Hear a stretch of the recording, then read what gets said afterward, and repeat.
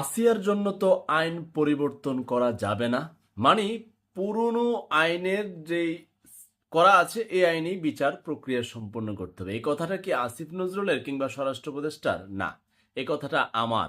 কিন্তু এটা তাদের মনেরই কথা, কারণ তারা তো এখন ওই সংস্কারও করতে দিবে না এদেশের মালিক রাজনীতিবিদ দলেরা। তারা বলবে নতুন আইন করতে হলে নির্বাচন লাগবে, তারপরে সংসদ হবে, তারপরে সংসদে ওই আপনার এলাকার থেকে যে বিভিন্ন চোর বাটপাররে আপনারা সিল মাইরা ভোট মাইরা দিবেন জনপ্রতিনিধি। কেন চোর বলছি বুঝেন নাই? হ্যাঁ, পরে তো আপনার মহান নেতা বড় চুরি পরিচয় পাওয়া যায়, লুট করে দেশে রাখে বিদেশে রাখে। তো তারা ছাড়া তো আইন করতে পারবে না। সুতরাং আসিয়ার বিচার পুরনো আইনেই হবে।